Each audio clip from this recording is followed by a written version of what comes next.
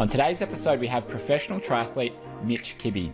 He has coached at our camps and our clinics, and he's one of the best coaches when it comes to describing how things should feel and cues that swimmers can use to help those changes stick in their stroke. He's a terrific coach, and more than that, he's an excellent athlete. He's gone from essentially being a non-swimmer as a kid to being able to compete at the top level in the front pack at a world championship level. So on today's podcast episode, I asked Mitch, what did he do to get to that level? What would he recommend other swimmers and triathletes do to improve their swimming?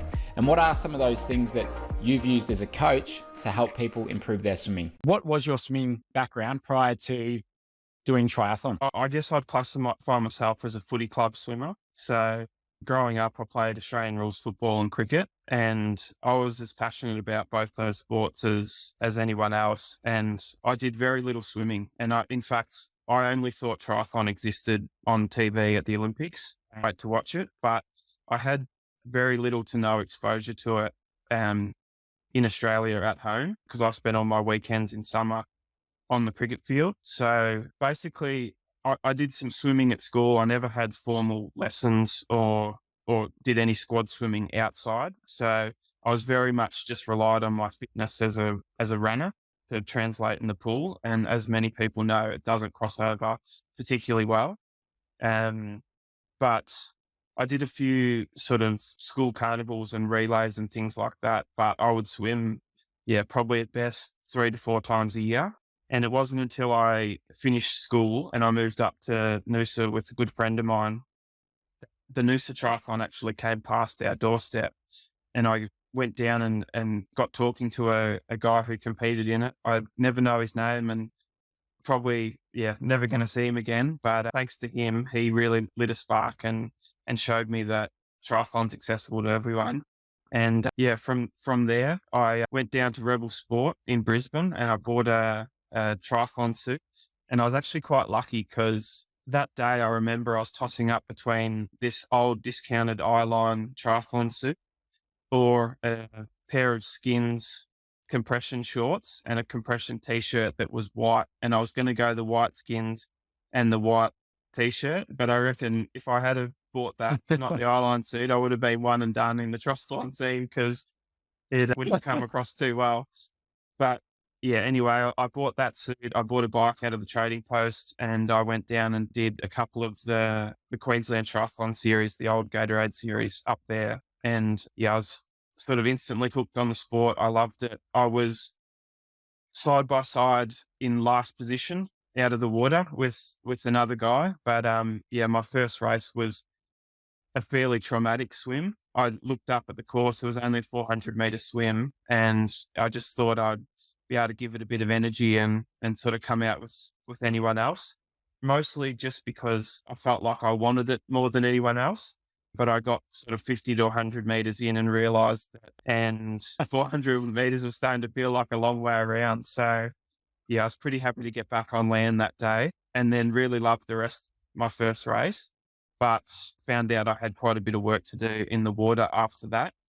And basically my early years of swimming started just going down to the public pool.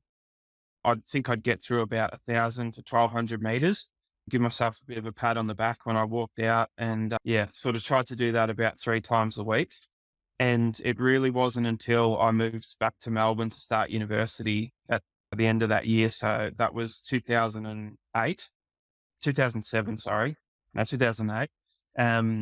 And I linked up with Andy Sleeman at Tribal Triathlon Club.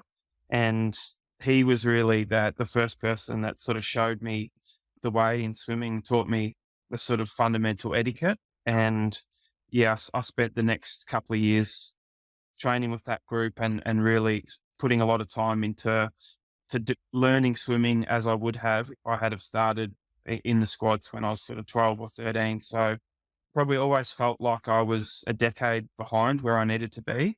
But as a 19, 20-year-old, I was pretty keen to make up that time as quickly as possible. Don't you love how naive you were going into that first race? You look at like just going, 400 meters, easy. As long as I give a good effort, I'll be coming out really well. And of course, you just you get absolutely smoke yourself, and then you end up filling with lactic acid and having a traumatic experience that could put you out of the water for a long time. But what I love about that is that you see someone like you where you are now, people just think, oh, they've always been a good swimmer. You know, they haven't had to like work that much for it. Where matter of fact, it's the complete opposite. Like you started from hardly being able to swim at all to now where you are. And I know the amount of time and dedication and thought and effort that you've put in to get where you are. So just nothing comes easy or comes quickly. Looking Yeah. back, how did you think at the time that it would take this long to kind of get to this point? No, not really. Like, I guess asking my 20-year-old self how long it would take. And I think particularly at that time, we had so many successful Australian athletes on the world stage, like Emma Snowsill was winning gold medals. Brad Carterfelt and Courtney Atkinson were just always podium or top five at the world triathlon races. And then, of course, Craig Alexander and Chris McCormack, what they'd done in the Ironman races. So I guess as an Aussie, I felt like that was going to be my path too. And it was just a matter of, yeah, 3 years after that, I should win my first world title. And then it's just going to be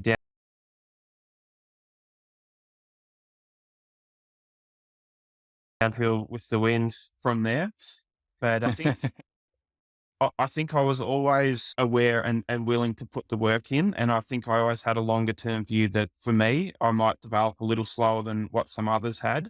And it might be a 10 or 15-year journey to where I wanted to go.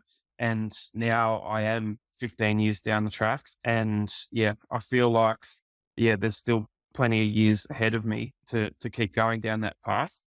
But I guess my early experiences with swimming were really my biggest asset as a coach, because when people do walk into an effortless swimming clinic or an outdoor coaching swim session, I can sort of look at them and get a read on how they're feeling and sort of what their sort of mental and emotional state is coming to the pool. And it's one of the first things that I look for when I meet a new swimmer.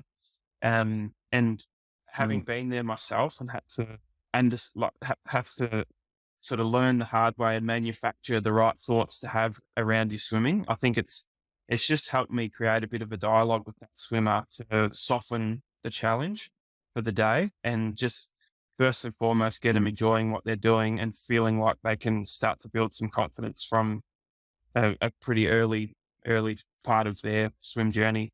What were some of those early things that you did to be able to get over that first hump or that first hurdle where swimming's a bit of a chore, it's hard work and you don't have much rhythm? Going down that's like the squad swimming path, I'll actually give a shout out to one of my good mates, David Bardole. His dad, Albie, had actually swum the English Channel. And at the time that I was coming into it, they set up a little icebergers group down in Melbourne. And one of my very first open water swims in Melbourne, we met on Black Rock Beach at 6 a.m. and it was pitch black. And I went down as Dave's mate and sort of a guest of the group. And they had a little circuit that they'd do a couple of times a week. But when I was standing on the sand there, went to put my goggles on, my goggles snapped. And Dave handed me his goggles and said, "Look, you take these. I don't need them. I know this loop. I know where we're going." And anyway, he took me out and he was a far better swimmer than I was. I'll say at the time, because I think I've got him covered now. But I'll never forget how patient he was with me. He waited with me while we went around the loop and basically just was just the perfect sort of introduction to open water swimming and made me love the sport, because my first experience there was really positive. I got to hang out with my mate. We got to watch the sunrise come up over the bay and step out of the water, and you've just had the day off to such a great start. So I think, yeah, that really lit a spark and gave me some passion for swimming. And I think I've never really lost it since then. A lot of people say that swimming's just their biggest chore in the week, but I've always looked at it like it's just such a luxury to be able to go to the pool and have a swim and understand what it is you're doing and to be quite competent at it. So yeah, it is difficult to remind yourself sometimes when you're tired and you just need to get it done. But I think I've always loved swimming, and that's been, yeah, such a fortunate mindset to have.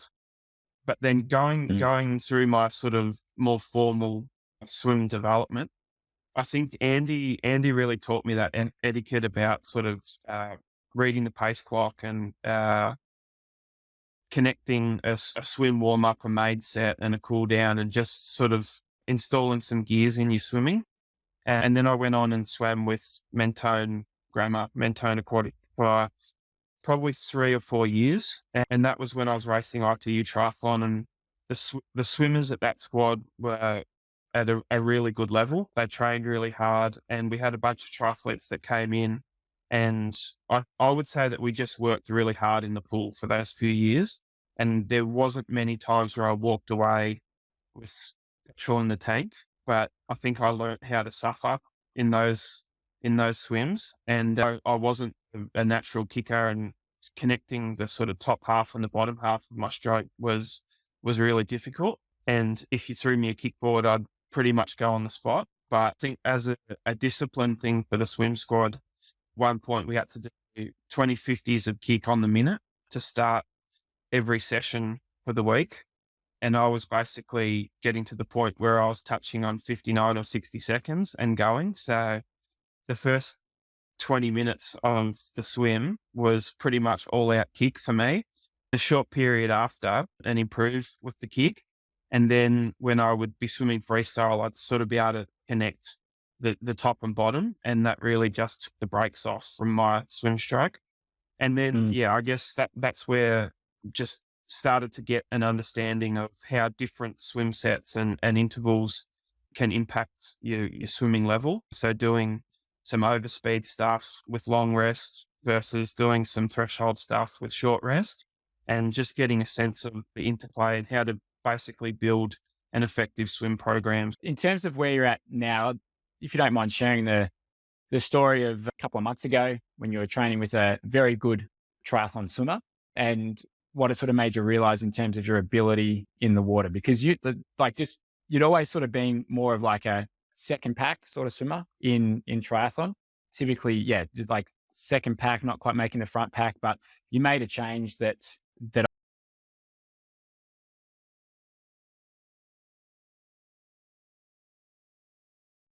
Yeah, so just a couple of months before we were in Thailand, I spent a few days training with Josh Hamburger, and I think that was sort of a bit of a second wind with the way that I was looking at swimming. And I'd been training up in Andorra at about 2,100 meters altitude in a pool up there, and it was pretty hard work. So swimming was it was starting to become like every time you go to the pool, you're sort of, you're not swimming on your terms. And there weren't many days where I was really able to sort of get out ahead. But I think that time gave me a little bit of fitness. But then during that trip, I went down and swam with Josh, where he lives and trains with his wife, Ash, through the European summer. But I think it was really important to actually see the way that he approached swimming. And I probably, in my mind, I'd always thought that these guys who had always been leading out the swims, it was because they were such good swimmers when they were younger, and they no longer needed to train hard on their swim. So I guess, uh, s- even though for many years I've been like a very good level swimmer, I guess on the start line, I always felt like I was at a bit of a disadvantage, because the guys I was up against could just sort of condense their challenge during the training week to only two sports. But during that time, I actually saw how hard Josh worked in the water, and I was really impressed by the sets that he was getting through and just the way he approached it. And probably one of the things I noticed is that it was really no fuss swimming. Like he wouldn't have long rest intervals and stand on the wall for a good portion of time. And I think at the time he was a week and a bit away from an Ironman race. And just as I'd be thinking that, oh, well, he'll be sort of starting to rest up and really look after himself. But it was quite the opposite. He was doing some really solid swim sets, and even on the bike, on the run, he was sort of continuing to work really hard. So I was really impressed by the way he was training and just his sort of endeavor to keep his swimming as an asset. And I sort of sat down and reflected on the back of that and just sort of compared some of the sets that I'd been doing in my own swim program and some of the things that I felt had created a quite an immediate difference for me on the back of that. And there was a lot more mixed pace swimming, a lot more shorter rest, and it was probably just a fair bit more specific to an actual race day swim. Whereas for a number of years, I've sort of felt like I could show myself in training that my swimming was at the top level or at my top level, and I'd get through sets that I felt would be the requirement to swim in the front pack. But it was always just a little different, and I'd just never feel quite settled in the group. And I probably found myself in that position where I was either the mid or back half of the lead group, or I'd be behind the split and be effectively towing the chase group. And I always felt like I was probably swimming at a better level, or if I was swimming with the same guys in the pool, typically I'd be the one leading the lane and or sort of feeling like I was well controlled in the set, but we'd come to the open water and I felt like it just didn't suit me. Um, but yeah, since then, I had made a few changes and I started to be um, a little more sort of polarized with my speeds during longer continuous reps, and I would reduce the rest time. And I think I just got a really good response from it. And it really allowed me to sort of bridge that gap from uh, what was typically happening around the 300 or 400 meter mark in the swim, where I'd be really bubbling up with lactate and starting to feel like my pace would be decaying from the get out speed. And it would be that moment that I'd be coming under pressure in the race. And I think I was just able to start to condition myself a little more to be able to absorb that first 300 meters and then settle at a pace that I felt like was more the pace that I could just roll out time after time in the pool, but not able to do it after an aggressive start in a race, which ultimately means it doesn't matter what you do in the pool, it's what you do on race day that counts. And so yeah, that was just a really valuable few days that just triggered some thinking. And since then I've had really some of the best swims of my career. I've put myself in a position where I've actually had a little bit of get out speed, and it just creates a totally different experience in a big pack when you're not getting sort of stuck in the melee a little bit further back. And what's an example set that you would do now just to help train that front end speed?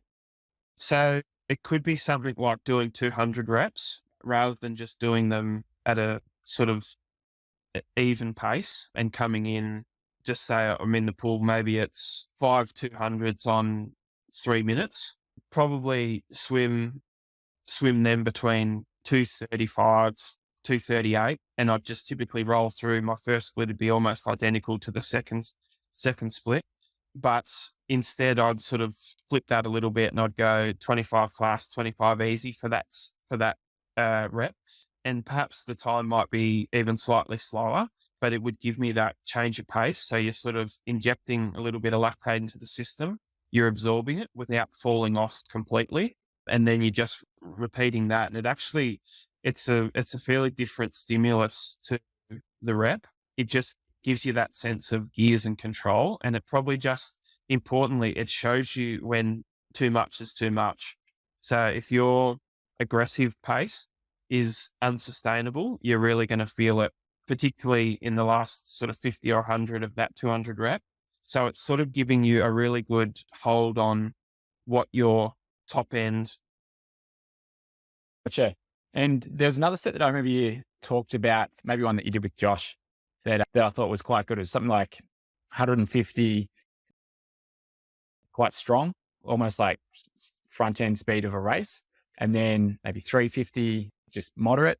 And then another 150 strong, and then 250 recovery, and like keep working your way down. Was that another step that you were doing? Yeah, we did a set that day. It was effectively like VO2 efforts in the pool, but rather than take your long rest recovery and let the lactate accumulate or clear while you're standing on the wall. It was pretty much instant rolling straight into the aerobic recovery. And again, just swimming with that lactate in your system, which is probably a set for many years that I would avoid just because of how awful they feel. But I was probably doing variations Yeah. of that, but I'd always probably craft it in a way that was more favorable to how you'd prefer to feel rather than actually the reality of how you do feel. So yeah, a set like that. Mm. And maybe for a bit of context, the pool that Josh and Ash swim in when they're in Andorra, it's a little bit cross between it. To me, it feels like a 2-lane snippet of the ocean in perhaps the middle of Bass Strait in a disco with it's got this sort of neon blue light, and it's quite unsettling the first time you jump in. And I remember Josh saying that he always struggles to comprehend the times that some of the other pros swim because he never seems to be rewarded with those times in the pool that he swims in. And it didn't take me long to realize why, because it just felt like fairly tough going in there. But yeah, once I'd been in there for a couple of swims, I sort of got to enjoy it. I was probably pretty keen to hit 100 meters for an easier swim. But I think doing sets like that in a pool like that were really like we'd sort of roar up to full intensity pretty quickly. And that day I was definitely creating a bit of lactate in the system. And then it was probably another thing that I noticed that the gap between myself and Josh wasn't necessarily in that first 150 meters when we were swimming hard. It was in that 350 or 450 that we were swimming off, that his aerobic level or his ability to clear the lactate was far better than what mine was. And that was also just another great opportunity to sort of swim with someone who's really the benchmark of the sport and just to see how you compare. And without doing those sets that expose you, you're only going to find out on race day, and often the answer's not what you want. So, yeah, I think that was really good value. It makes you appreciate being in a good pool. Like you can become a world champion in almost any environment, any pool you swim in. You can still mix it with the best, even if it's maybe a hot pool, it's humid, but it's a lot easier in a nice outdoor 50-meter pool if you've got the option. But Yeah, because we absolutely. grew up swimming in a 25-meter pool, 4-lane 25-meter pool, right next to a railway track. It couldn't be more than 5 meters away from where the pool was. And if a train ever came through, you'd feel the whole thing shaking. And it was a good 29, 30 degrees in the water. And we'd be doing our sprint sets there, like just back end speed after back end speed. And we would come out just so sweating, but like you're in the pool, but we were just exhausted after those sessions. But my dad, who was my coach, would always drill it into us. He's like, none of the other kids are doing this. Like this makes you guys tough. Like this is what's going to help on race day. And it's like, if you can just drill that into your mindset, that the harder it is right now, the easier it's going to be on race day, the better off you're going to be. We've been doing a few sets, like on our Wednesdays, we do speed work, and we'll often do like some all out fast 50s straight into some breath control. So I think we did, from memory, it was maybe like 250s fast on the minute. And then we going like, I think 650s on the minute, breathing every 3 on the first lap. And then we go 5, 7, 9, 11. So that might be 5. So yeah. And just as you get towards that 9, that 11, it becomes really hard. Even if you're going easy, it becomes really hard to hit that breath control. But if you can just learn to relax, keep your length, and to be able to hold your breath for that long, I find that helps immensely when it comes to those threshold sets and those other sets. Like it's just that combining the aerobic capacity of being able to do it and being able to keep your stroke under control, keep your composure. Like that's a really powerful combination to have those two, but it's really uncomfortable, even though you're not going hard. And we did a set in Thailand that Sam ran where it was like 25 and a 50 sprint. Then we had to do, I think it was either stroke count in the recovery or trying to hold the stroke count. And it was so hard, even though it wasn't a long set, but you can really get a lot out of those shorter sets if you do them how they're meant to be done.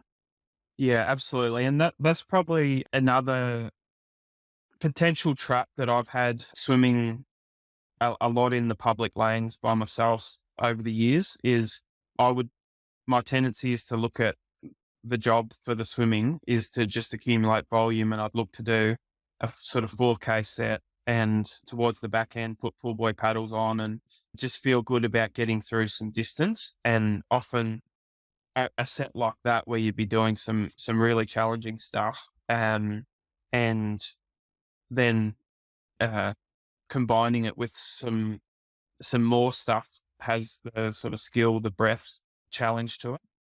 That yeah, you tend not to do that shorter, harder stuff because when you go back and look at your sort of swim volumes for the week, it's going to look better to do an hour worth of swimming and get through 4K than to do 40 minutes worth of swimming and get through 2K.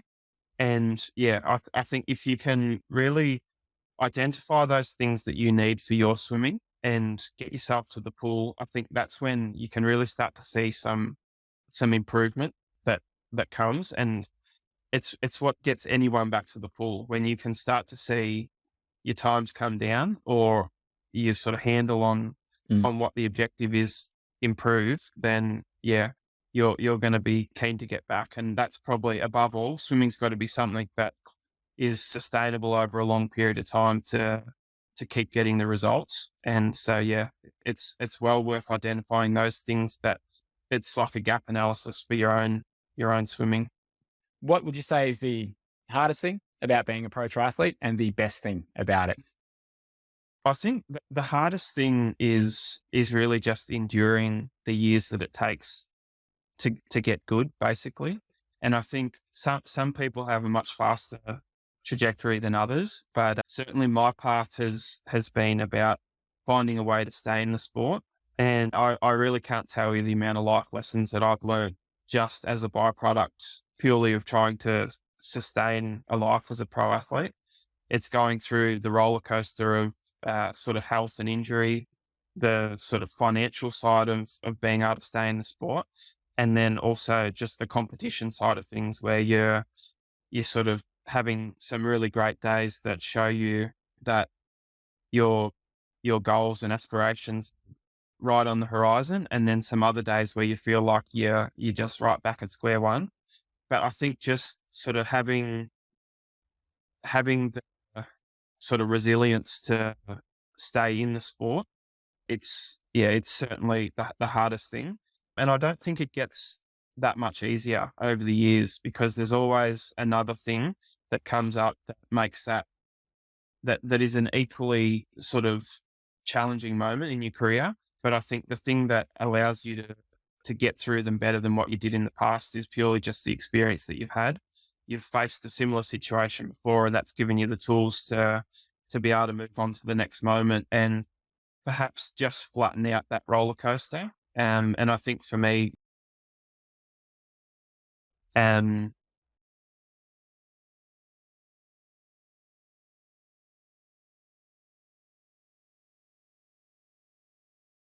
is exactly what I need to bounce back. And I'm actually seeing I really respond well to those couple of days off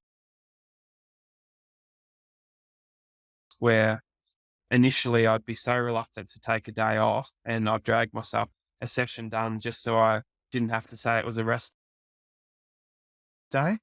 And there was no question it was the wrong thing to do. But yeah, I just felt like I owed it to myself. It's like, come on, you want to be in this sport. You want to say you're a pro triathlete. Well, go and get it done.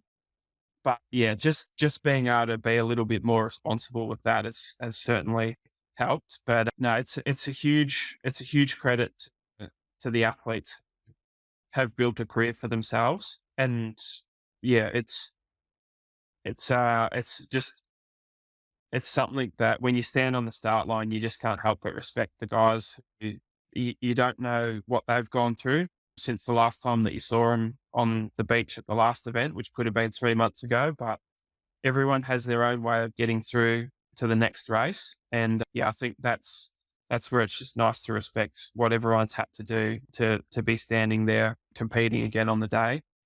But the best thing, and it's probably something that we've spoken about in the past is really it's having control over your own lifestyle. And fortunately, my work as a coach with I4 coaching, I am able to manage my workload in a way that allows me to get my training done. And yeah, it's being able to wake up and choose the time the alarm goes off and choose what I'm having for breakfast and where I'm eating that is quite precious to me. And yeah, fortunately, I've been able to escape the 9 to 5 lifestyle for most of my life so far. And yeah, I think that's something that I really treasure. So yeah, hopefully things keep going well and I can keep living this lifestyle for a few years more yet.